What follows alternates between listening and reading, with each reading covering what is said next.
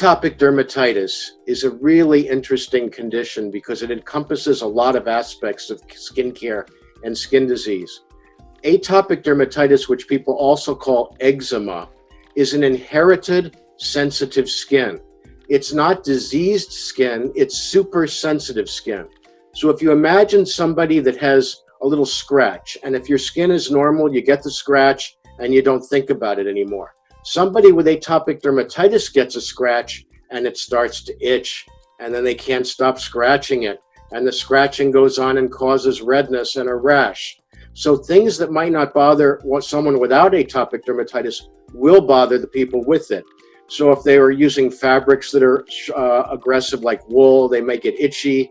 If they're near animals, they may be sensitive to, they'll itch more, whereas a normal person without it won't itch. So the main thing is super sensitive skin.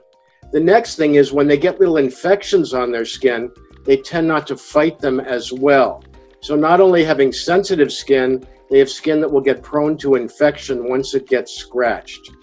So you can prevent a lot of this by changing the environment in atopic dermatitis. So atopic dermatitis is super sensitive skin, and then you can modify the problem by correcting the environment. So I'll go into some of those aspects of correcting the environment. So people with atopic dermatitis often are drier than other people. They don't hold on to water in their skin very well.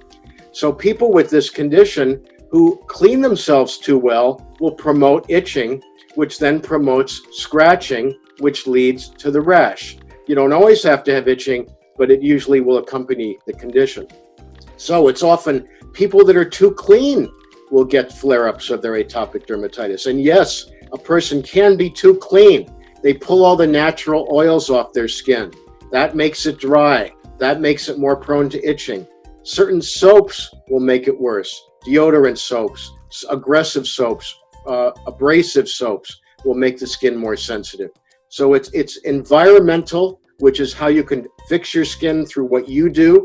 And then you're dealing with your family history and your parents and grandparents, which is something you can't really change.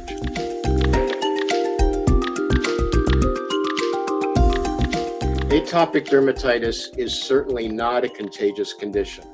The condition is an inherited sensitive skin. Now, what can happen in atopic dermatitis is because the skin is more prone to infection due to the scratching, allowing bacteria to get into the skin, theoretically, you could get a bacteria on the skin, and if someone else has a scratch on their skin, that bacteria might go to another person, but you cannot catch atopic dermatitis. People often ask, is atopic dermatitis something that you can cure, or is it something that goes on for years, or will you ever get over it? And the answer is it varies, because once a person is born with sensitive skin, they're always going to have sensitive skin. So they could potentially get it from being a baby to being 90 years old. But what happens is, as time goes by, a child having atopic dermatitis starts to learn to adapt to it, and the skin tends to get a little bit stronger, and people learn what to avoid and what not to do. So here's a typical story. A baby gets atopic dermatitis, and they can't help but scratch. They may not even use their hands. They may use their face against a sheet, and they'll turn their face and they'll get red patches on their face, and that's the first sign of atopic dermatitis. As they get older, they start to learn to use their hands, and they'll start to scratch by their elbows and behind their knees, and you'll see the rash show up there. But then as they get older more, they learn, hey, if I put this medication on those spots, I won't get itching there. And then it won't be a problem. They'll control it. And as they get older, they learn, well, we can moisturize the skin. We can avoid certain soaps and not have a problem. So many people learn to adapt. There's a small number of people, though, where it will go on. I have patients who are 50, 60, 70 that still have problems, but it's really a small number. By that time, they start to learn to handle it. There's treatments, they're controlling it. But you never get away from the super sensitive skin. That's an inherited trait. So theoretically, it's not curable, but it's controllable, and you can adapt to it.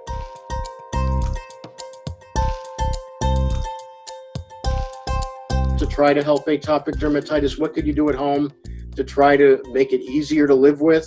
The first thing is not over cleaning, not washing your body aggressively. Something that my patients are often surprised with when I tell them if they have this condition, they should not rub soap on their arms or legs. The arms and legs are not dirty. They don't accumulate bacteria very much. So someone with atopic dermatitis should really only use soap a little bit on their face, use shampoo on their hair, but only wash their upper body, the underarms, because underarms get bacteria, which causes odor. So you want to use soap under the arms. The only other place on the body that really needs soap is the private area. So from the waist down to the groin area, buttock, that area needs soap when you're in the shower to get rid of bacteria and other things. But you don't need to rub soap on your feet and your legs every day because you're pulling all the natural oils off. So just avoiding soap on those areas can help. The next thing is, of course, soaps that are not deodorant soaps. We don't get odors on our body except for under the arms. So the only place you'd use deodorant would be under the arms. And you don't need a deodorant soap for that purpose.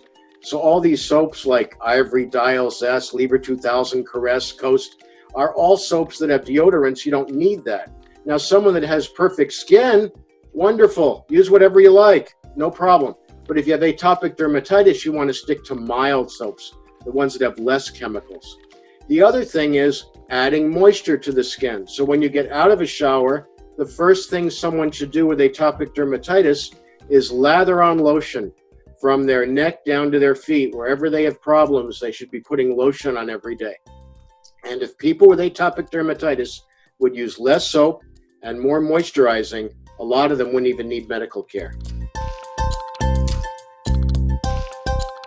The thought of what else could you do over the counter that's helpful for atopic dermatitis often brings people to thinking about Vaseline and petroleum jelly and things.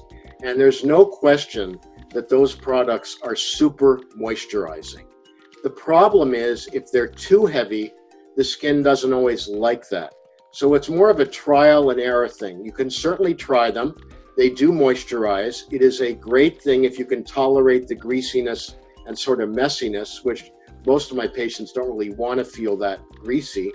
But if it works, fine. We prefer an over-the-counter product called Aquaphor, Aquaphor, which is one of the best moisturizers. But for me personally, I feel sticky, and so I don't want to use that. I prefer something like Cetaphil lotion, CeraVe lotion, Dove products are excellent. And these are available pretty much everywhere.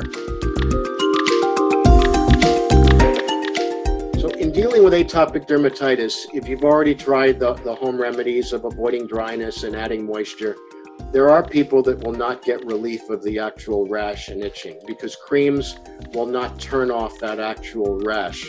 So the mainstay of treatment of atopic dermatitis are called topical corticosteroids. They're prescription creams that are extremely safe if they're used properly, and they range from powerful to mild. We have mild ones for the face, might be in the hydrocortisone class, to medium ones on the body, triamcinolone, betamethasone, to super strong ones called clobetasol. These are powerful cortisone creams that can be used for several weeks at a time without any danger of problems, and they can turn off probably 90% of patients that have atopic dermatitis. But there's some people, of course, that need even more. So several years ago, they came out with these drug creams called immunomodulators, which actually work on the local immune system within the skin without affecting the rest of the body's immune system. And these creams can add to the use of corticosteroids. One of them was called Elidel, one called Protopic, and they're generic now for some of these, so you wouldn't always hear the brand name. And that adds help. And they don't have cortisone, so they can be used forever if you needed it. And then just 2 years ago, they came out with a new brand name product called Eucrisa, Eucrisa, Eucrisa ointment. And that's a prescription cream that doctors can prescribe, and it also can be used long-term to suppress atopic dermatitis. One of the things we'll often do, start people on the corticosteroid cream with Eucrisa. Once the rash is better, continue the Eucrisa or the other immunomodulators, pull them off the corticosteroid creams, hold those back in case they need them in the future. and that helps a lot too. Then another part of mainstay treatment for atopic dermatitis, which does not involve cream, involves oral medication to turn off the itch. If you turn off the itch, you often can stop the problem, and that's using oral antihistamines. So if you turn off itching with an over-the-counter product, Claritin, Allegra, Zyrtec, Benadryl, those products can help itching. Now, everyone's different. They don't all work for the same people. And Benadryl makes people tired, so you might not want that. But it's reasonable to try over-the-counter things like that for itching. In prescription mode, we get into hydroxyzine, which are stronger anti-itching drugs, and turn that off. Then, so let's say you're treating atopic dermatitis, you've used corticosteroids, you used immunomodulators, you've used the new ointment, you used antihistamines, and you need more. Well, some people, because they're scratching so much, need an oral antibiotic or a surface antibiotic to kill staph bacteria. So one of the biggest mistakes we see with doctors treating it is not treating the bacteria. We do that with an antibiotic pill, an antibiotic ointment, and make sure the bacteria is stopped. If you treat just the rash and don't kill the infection, it's harder to get it under control. And finally, the typical super strong drug would be prednisone, which is a systemic corticosteroid. And if something is totally out of control, we may use that for short periods of time, or an injection called Kenalog given in the buttock to turn it off. We don't like to overuse those because we don't want people to get dependent on systemic corticosteroids, but that's used. And there's almost a new miracle drug that came out a year ago called Dupixent, which is an injectable drug. And people that we can't control with anything else can take this shot twice a month, and many can turn off their atopic dermatitis. It also helps allergies and asthma and other things. It's an injection. It's a biological drug, very high price. Have to get it approved by insurance for 99.9% of people, or they won't use it. But there are ways to go from little things like over-the-counter cream all the way up to intramuscular injections, the biological drugs. But nowadays, we can control people. They don't have to live with it.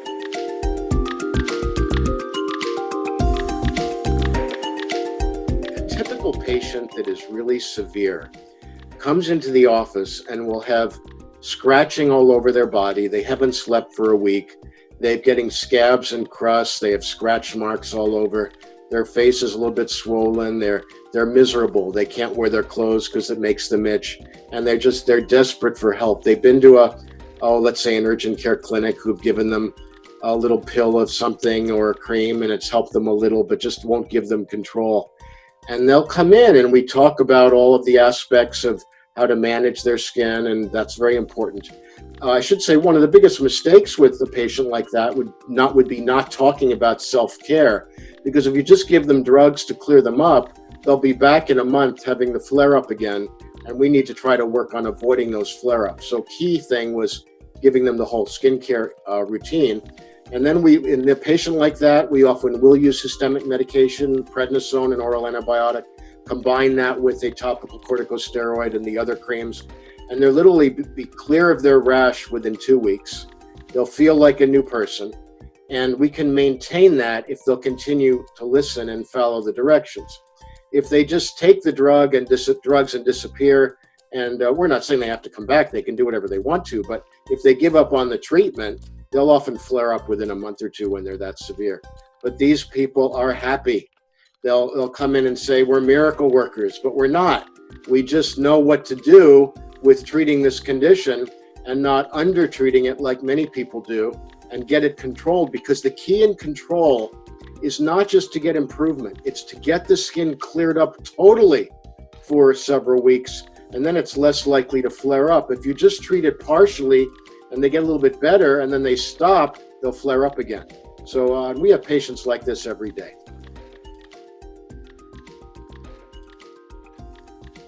There's a question, is the psychology of atopic dermatitis, what does a day-to-day life affect atopic dermatitis? Does stress worsen atopic dermatitis?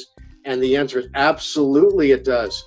So if you have somebody that has the tendency for atopic dermatitis and it's triggered by itch, well, if someone is stressed, that feeling of itch seems to be 5 to 10 times worse. So if you're under stress and you have, let's go back. If you don't have stress, you get a little itch, you scratch it, all right, you put up with it, put a little cream on it, no problem. But then you add stress to that and you're worried about other things, that suddenly magnifies and you can't help but scratch it. That'll make it worse. And yes, stress is a big factor. We'll see people with life issues, family issues, worried about national issues, politics, they're all stressed out. And then they come in and we have that aspect of stress. We don't, though, want to give them drugs to treat their stress. We're not here to give them Valium and tranquilizing drugs. That's not how you treat this. Of course, you want them to improve their stress, but that's not the role of the dermatologist. The dermatologist is tell them that stress worsens it. They have to work on modifying that, and we will then help clear up their skin.